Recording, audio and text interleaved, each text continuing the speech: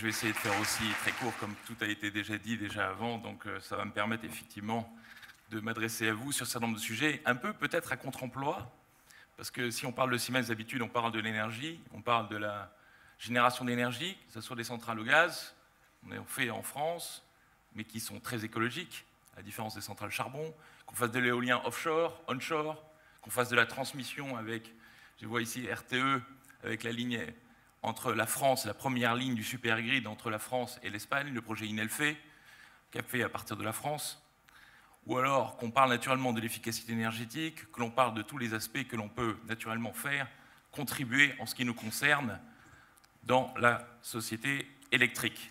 Là, je vais parler d'un sujet qui est très à la mode, on entend parler, vous en entendez parler tous les jours. Je pense que mon ambition se limitera à vous en donner une certaine explication. On parle de l'industrie du futur, on parle du smart manufacturing, du industrie 4.0, tout ça, l'industrie du futur, ça évoque presque de la science-fiction, j'imagine, pour un certain nombre d'entre vous.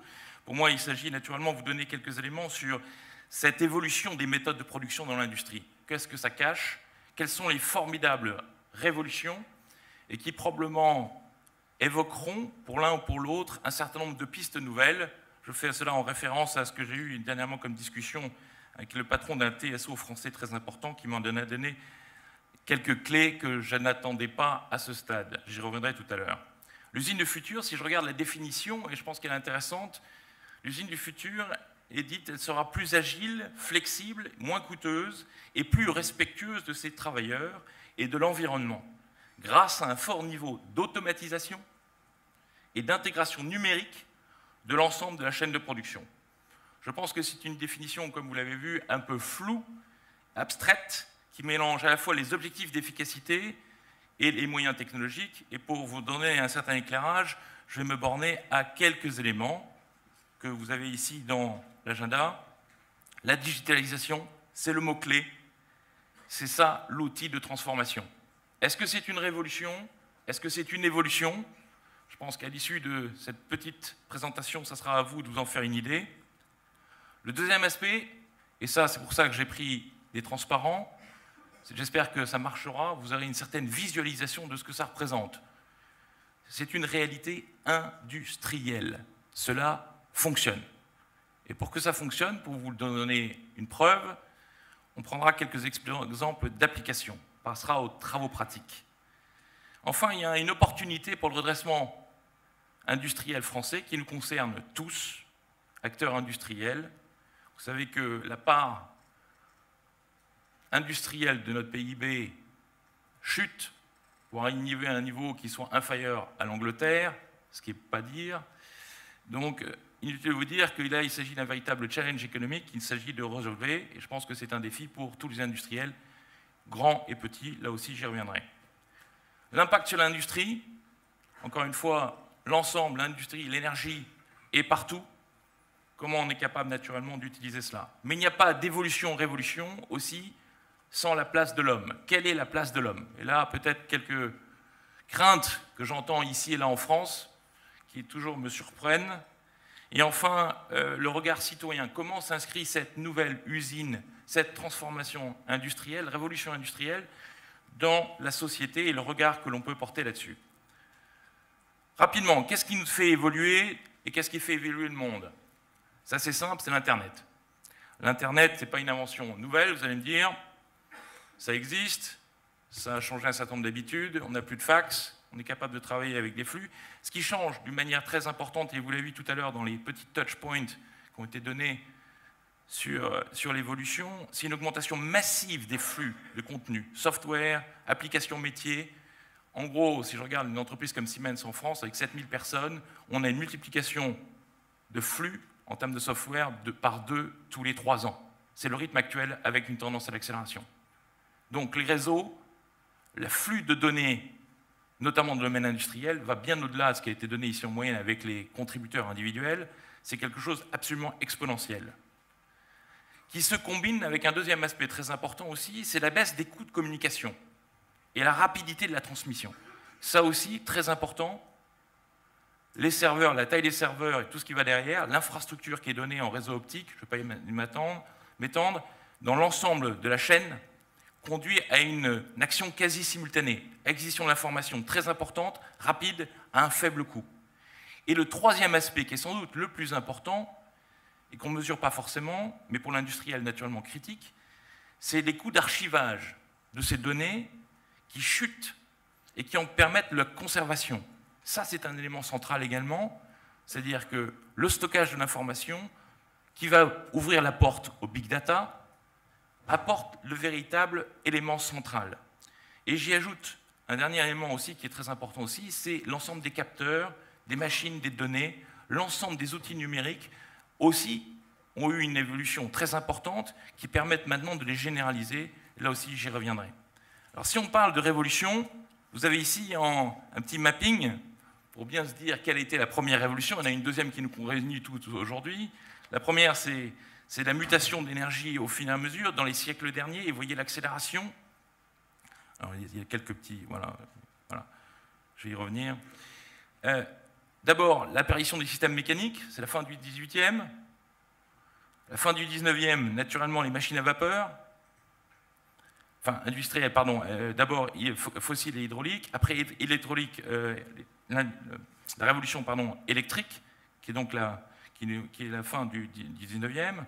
Après, la troisième révolution, qui est la logique programmable, l'arrivée des automates programmes, des chaînes de production. Donc, vous voyez une accélération. Et maintenant, quelle est la quatrième évolution, révolution? C'est une conception virtuelle, numérisation, Internet industriel.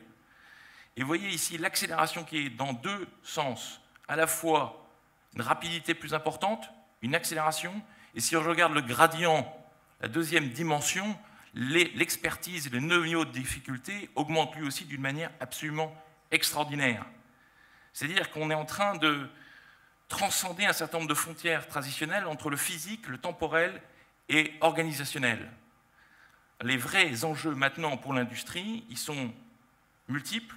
C'est le partage collaboratif, c'est la réactivité, l'agilité, l'excellence opérationnelle et le délai de mise en œuvre et de mise sur le marché, naturellement allié avec la sécurité.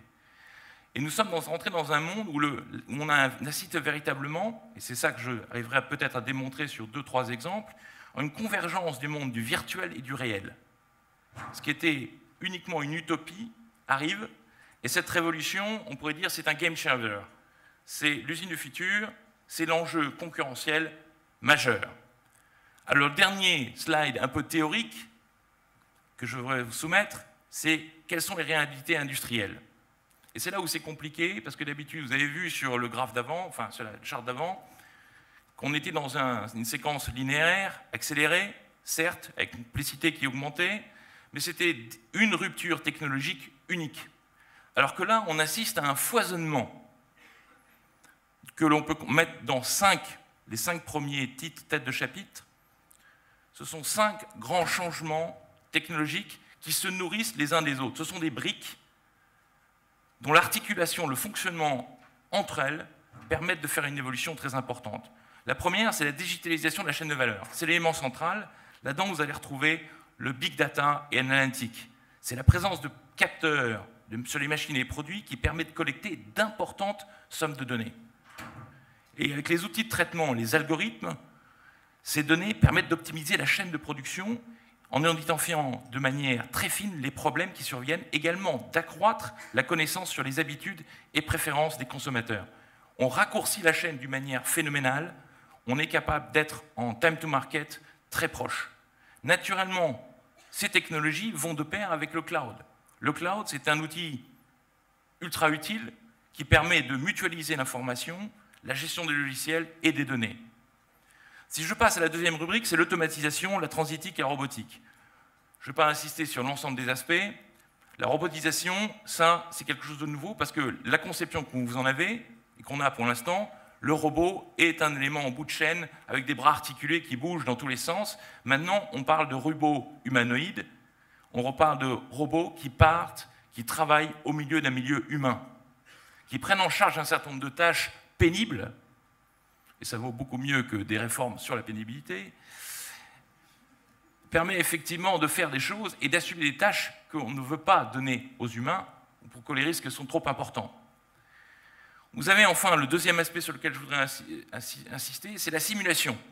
La simulation en 3D, qui change absolument tout sur les matériaux, sur les procédés, et qui s'entend à l'ensemble de la chaîne de production. Ça, c'est aussi un game changer. On est passé de la modélisation, la virtualisation complète, à la fabrication. Ça fait gagner un temps phénoménal, et ça permet naturellement de changer beaucoup d'habitudes au terme de la fabrication très séquentielle organisée actuelle dans les usines. Enfin, le troisième aspect, c'est la fabrication additive. Alors ça, c'est une fameuse imprimante 3D dont tout le monde parle. Qu'est-ce que c'est? Est-ce que c'est juste un gadget pour faire plaisir à vos enfants? Ça peut l'être, mais c'est aussi la fabrication de prototypes, c'est la fabrication de petites séries, d'éléments très complexes. Tout à l'heure, le ministre parlait du fameux IFAN, le premier avion électrique qui a traversé aller-retour la Manche, une première, un avion 2 places dont la propulsion est assurée par le moteur Siemens. Intéressant de voir que les pièces qui ont été faites à partir de ces outils numériques, et si ces outils numériques n'existaient pas de modélisation, n'auraient pas été capables de délivrer un moteur de cette puissance. Donc on voit ici les formidables interactions et les possibilités qui sont offertes pour aller plus vite. Je vous donnerai un deuxième exemple, parce que vous pouvez vous dire, oui, c'est un gadget. Non. Si vous regardez sur les turbines, par exemple, si on parle des turbines à gaz actuelles, si vous visitez l'usine de Berlin, vous verrez que l'ensemble des ailettes qui sont produites là-bas sont faits avec une batterie. Parce que ce sont des pièces extrêmement complexes à fabriquer. Elles ne sont plus usinées comme on le faisait traditionnellement. Elles sont faites à partir de fabrication 3D, mais qui sont industrialisées. Donc la réalité dépasse la fiction. Et peut-être aussi, pour aller un peu plus loin, vous avez le monitoring et le contrôle. Alors là, je ne vais pas parler naturellement de tous les systèmes d'information qui transcendent et qui coupent complètement les informations telles qu'elles existaient. C'est l'intégration complète entre les entreprises, intra-entreprises, c'est-à-dire entre des pays différents, entre les entreprises et des co-traitants qui sont naturellement embarqués. Vous avez aussi un deuxième aspect qui est important, c'est la réalité augmentée. La réalité augmentée, c'est un outil très précieux dans la maintenance. Pour ceux qui ont eu la chance de visiter le salon Smart Industrie, j'ai pu l'expérimenter moi-même, vous mettez un casque et vous vous rendez compte de la réalité virtuelle, de ce que vous êtes capable de voir, capable de ressentir et même de vous projeter. Je l'ai fait moi aussi dans un train en visitant l'ensemble et pouvoir moi-même sélectionner quels étaient les différents types d'équipements. Vous avez une proximité, une visualisation de l'équipement qui n'existait pas avant. Naturellement, tous ces éléments peuvent exister que si vous avez un contrôle, cybersécurité. L'entreprise est ouverte, ce comporte naturellement un risque, et le risque, ce qui est naturellement la perte de données ou l'intention malveillante des données. Mais naturellement, et ça j'y reviendrai, les enjeux sont conditionnés naturellement à l'humain, l'acceptation humaine. Si vous avez une révolution, il faut naturellement qu'elle soit acceptée, et aussi l'empreinte environnementale. On en a discuté, c'est le sujet aujourd'hui, et je pense que, bien comprendre, une société qui ignorerait ces défis-là ne serait pas la hauteur des espérances et détruirait beaucoup de valeurs. Donc ça, ce sont des choses qui existent et qui sont faites. Naturellement, je n'ai pas discuté, mais peut-être un point aussi qui est pour l'instant balbutiant, c'est les nouveaux matériaux d'assemblage. Ça existe notamment beaucoup dans l'aéronautique, où là, on teste des composites, des alliages. Ça existe aussi maintenant de plus en plus dans le domaine je dirais aussi de l'automobile. Ce sont des nouveautés, parce que ça permet de gagner naturellement aussi beaucoup. Si demain, pour être très clair, avoir un objectif d'un véhicule propre électrique, ce que nous faisons, nous, sur les bus de la COP 21 avec Bolloré, avec la chaîne de traction électrique, les premiers bus qui seront livrés dans la capitale, si vous voulez le faire demain sur une voiture particulière, il faudra naturellement alléger la structure. Donc il y a beaucoup d'espérance aussi sur ces composants de matériaux. Mais fondamentalement, on n'a pas changé non plus le paradigme. Le paradigme, l'intérêt, il est toujours le même pour un industriel. C'est les trois qui transcendent l'ensemble. C'est réduire les délais. Le time to market, c'est toujours l'élément clé, l'élément différenciant. Si vous voulez créer de la compétitivité, si vous voulez gagner, il faut que vous soyez en avance par rapport à vos concurrents. Donc des cycles raccourcis, des produits de plus en plus complexes, de plus en plus customisés.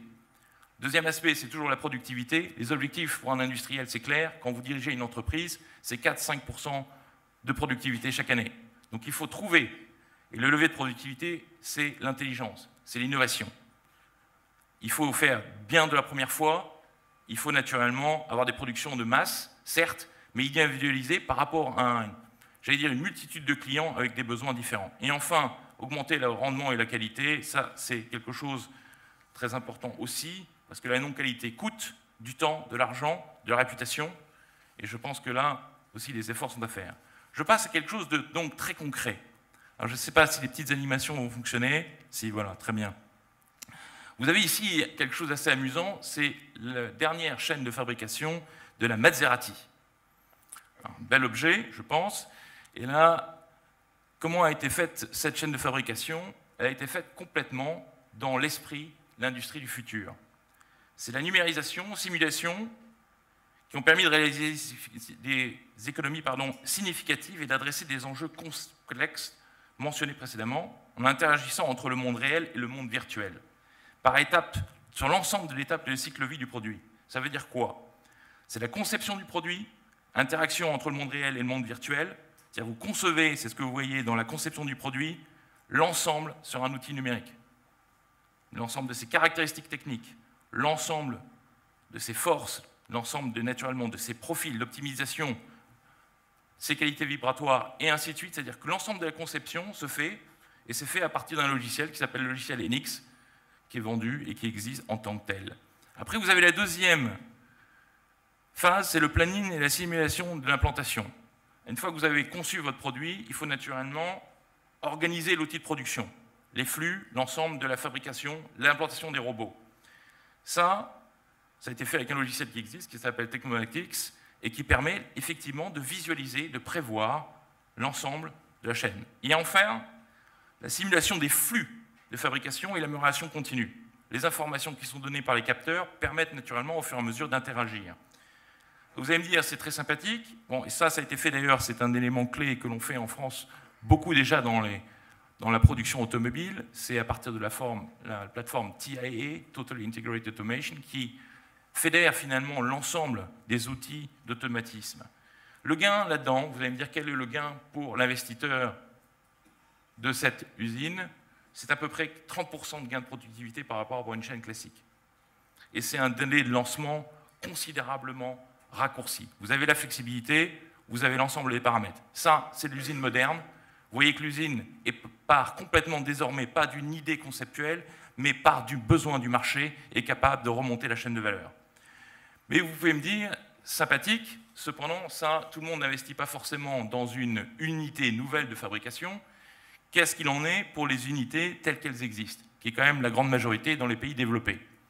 Là, vous avez une application industrielle, peut-être lancée pareil de la même façon, l'application où vous avez ce qu'on appelle une application Greenfield, c'est-à-dire un élément existant, où là, vous allez procéder d'une manière différente, la numérisation complète de l'environnement, qui ne sera pas uniquement utilisée pour une schématisation 3D de base, mais qui sera donnée à des fins, et non plus pas que des fins industrielles d'engineering ou de pilotage, mais qui permettront de donner, avec la réalité virtuelle ou la réalité augmentée, des informations, notamment dans le domaine de la formation, de la simulation d'évacuation d'incendie, des procédures de maintenance, documentation virtuelle, etc. Vous passez à du zéro papier, vous passez à des interventions du site qui sont simplifiées, gagnées en efficacité en temps, avec des coûts de maintenance qui sont, et c'est là la maintenance, le terme clé de ce genre d'application, qui permettent d'aller extrêmement vite et d'une manière puissante. Ça, c'est une réalité. Pour vous donner même un peu plus de précision, il s'agit d'un site chimique offshore, donc avec des coûts qui sont faramineux. Et là, les arrêts de production dans ce genre de configuration coûtent juste des fortunes. Alors, ça amène naturellement un sujet et une réflexion sur la maintenance.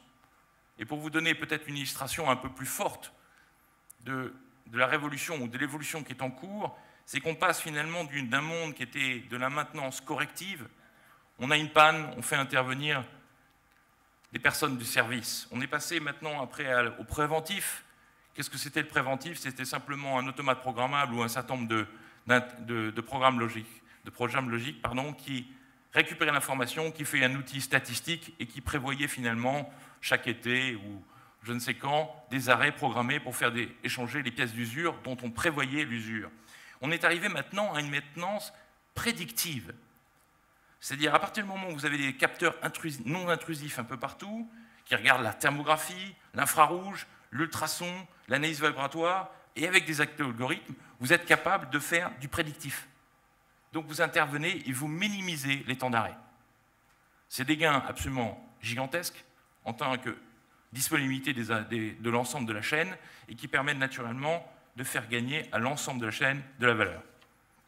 Maintenant, si on regarde... Ah, non, je vais aller plus loin. Voilà. Très rapidement, où en est la France dans ce défi qui est un défi mondial. Je ne vais pas vous faire un panégyrique de l'ensemble de ce qui se fait dans le monde. Vous voyez que les Anglais ont un projet qui s'appelle Catapulte. C'est toujours très, très clair. Les Allemands, vous en avez parlé tout à l'heure, l'industrie 4.0. Donc en fait, il y a un véritable challenge, un challenge important. Et la France a décidé, elle aussi, de se mettre en bataille. C'est là-dessus que je voudrais focaliser, en créant ce qu'on appelle l'Alliance pour le futur, pour l'industrie du futur, pardon, qui est sous l'égide des nouveaux plans dits Macron, qui est finalement un remodelage important de l'ensemble des plans qui existaient, le plan Montebourg, avec un objectif qui est clair, que je permets de citer, amener chaque entreprise à franchir un pas sur la voie de la modernisation de son outil industriel et de la transformation de son modèle économique par le numérique. Le challenge, c'est le numérique qui est un game changer. Alors, quels sont les 5 piliers de cette transformation? Le premier, c'est développer l'offre technologique. Vous avez vu, ces technologies, elles foisonnent, elles sont disponibles. Il faut maintenant les diffuser très très largement et pas uniquement dans les grandes entreprises, dans l'ensemble de l'écosystème. Deuxième, c'est accompagner les entreprises dans cette transformation avec notamment le développement à l'export. Ce modèle présuppose de la croissance, présuppose un développement à l'international. Si je regarde l'État français, sur ce point-là, on a perdu 10 ans, voire 20. Nous avons 135 000 entreprises qui exportent. Si je compare à l'Allemagne, c'est un tiers. Si je compare à l'Italie, et plus particulièrement l'Italie du Nord, c'est aussi un tiers. À peu près 400 000 de chaque côté des frontières. Donc nous avons un véritable retard. Il nous s'agit là aussi d'adresser d'une manière forte. Les outils sont là. Il faut maintenant naturellement les promouvoir et les faire exister. Le troisième aspect, j'y reviendrai, c'est former les salariés. C'est un changement, c'est une révolution. Ce qui est demandé n'a rien à voir. Je pense que tous ceux qui ont des enfants qui jouent en permanence, tels des geeks, avec des outils numériques, seront peut-être beaucoup plus rapides à intégrer l'ensemble de ces nouvelles technologies que le sont les générations plus anciennes dont je fais partie.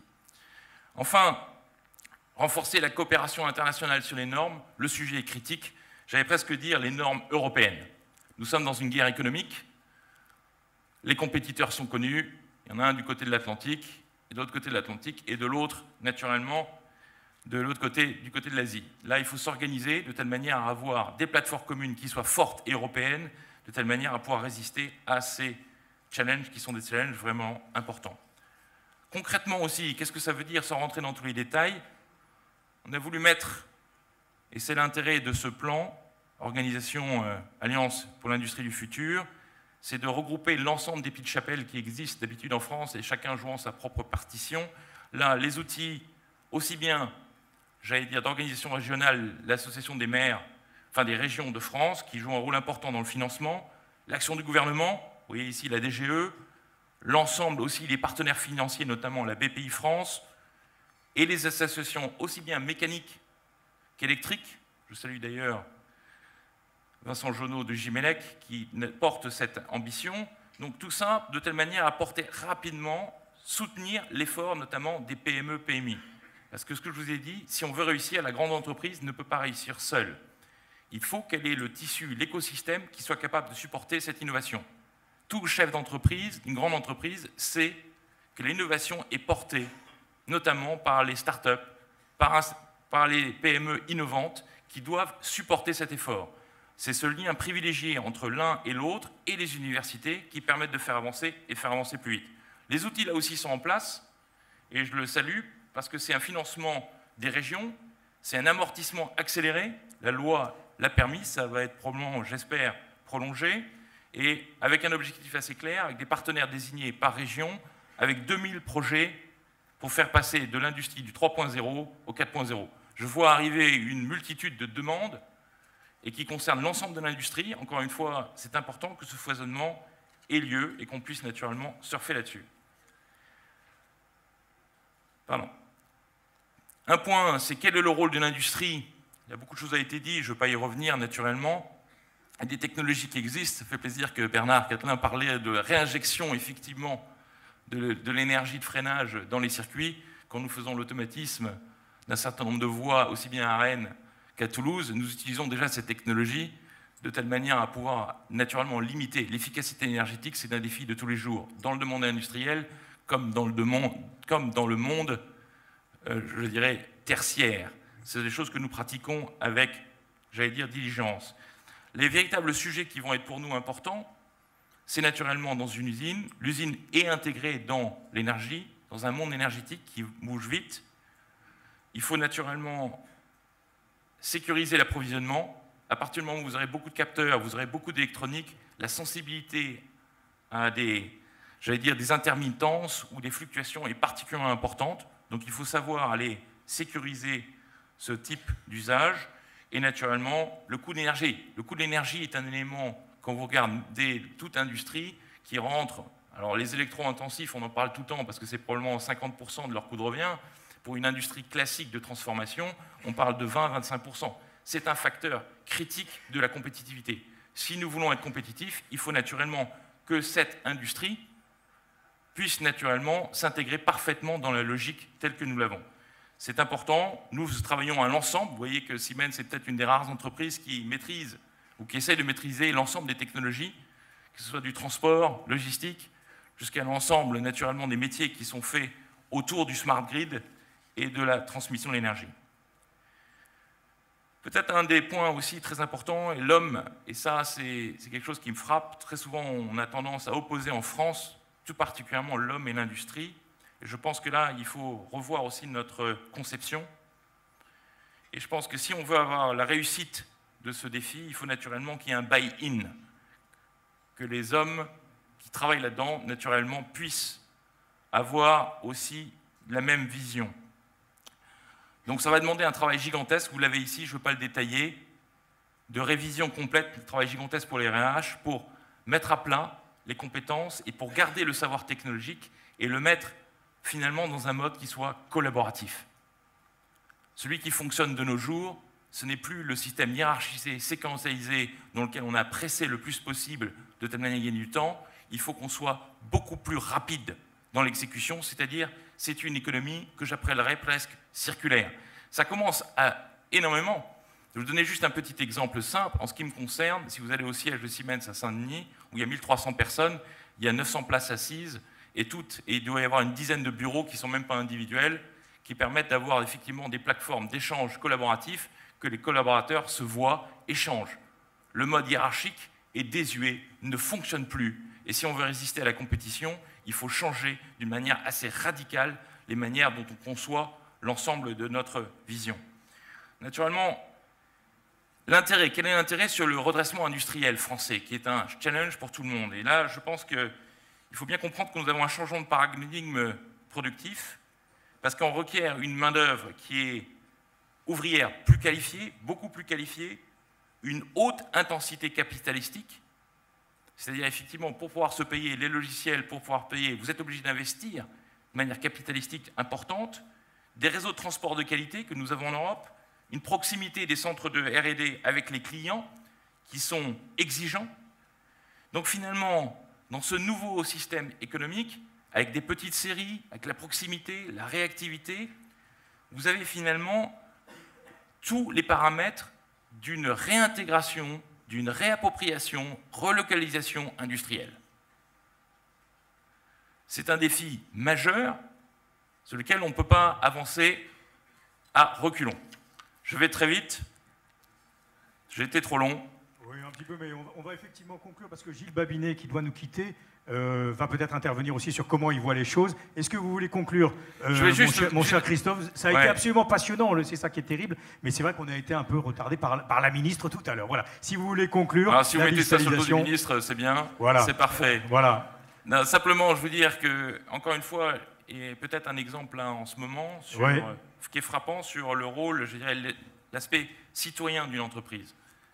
Je pense que l'actualité actuelle, enfin l'actualité qu'on entend notamment sur un certain nombre d'entreprises, peut vite montrer que dans un monde globalisé, si vous faites une erreur, si vous n'êtes pas citoyen, si vous n'avez pas, dans la digitalisation, appréhendé l'ensemble de la chaîne de valeur de telle manière à être responsable écologiquement, vous détruisez de la valeur et vous mettez votre entreprise à risque. Je pense que ça aussi, c'est un élément très important de la réflexion qui doit nous guider tous ensemble. Merci de votre écoute. Voilà, merci à vous.